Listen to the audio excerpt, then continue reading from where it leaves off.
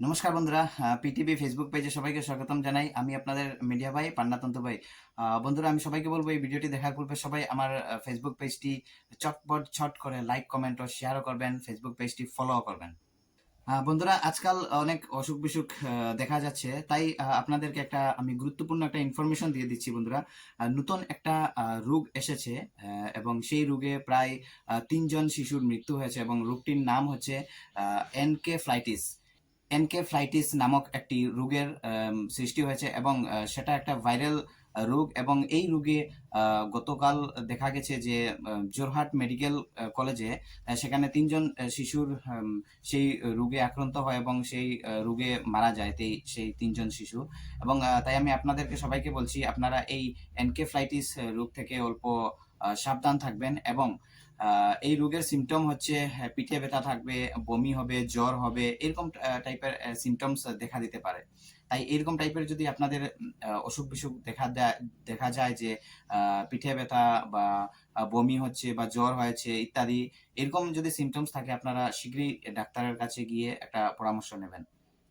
বন্ধুরা, গতকাল mobile charging করতে গিয়ে একজন কামান্ডুর অর্থাৎ ডিফেন্সের কর্মী একজনের মৃত্যু হয় এবং উনার নাম হচ্ছে অমরজ্যোতি টাইট।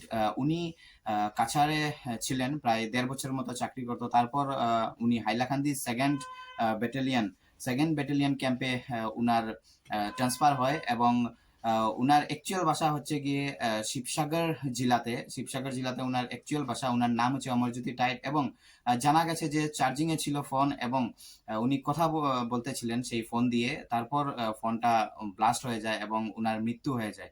তাই বন্ধুরা, আপনারা সবাইকে আমি বলছি, আপনারা ফোন চার্জিং করতে সময় আপনারা কেউ কথা বলবেন না এবং ফোন চার্জিং করার সময়, ফোন ইউজ করার সময় আপনারা একটা দেখে শুনে একটা কেয়ারফুলি সেই জিনিসটা ব্যবহার করবেন।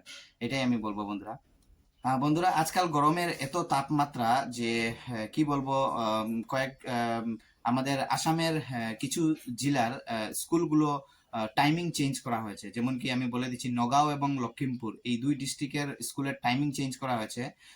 কারণ যেহেতু গরমের এত তাপমাত্রা, সেই তাপমাত্রা থেকে ছাত্রদের অল্প সুবিধার্থে এই টাইমিংটা চেঞ্জ হয়েছে এবং টাইমিংগুলো করা হয়েছে সকাল 8টা থেকে।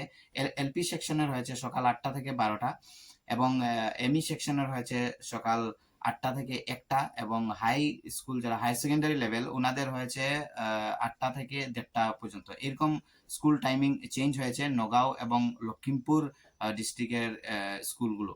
বন্ধুরা, আজকের জন্য এই খবরগুলি আমি দিলাম। আমার এই ভিডিওটি ভালো লাগলে চটপট ঝট করে লাইক, কমেন্ট ও শেয়ার করবেন এবং ফেসবুক পেজটিও ফলো করতে ভুলবেন না।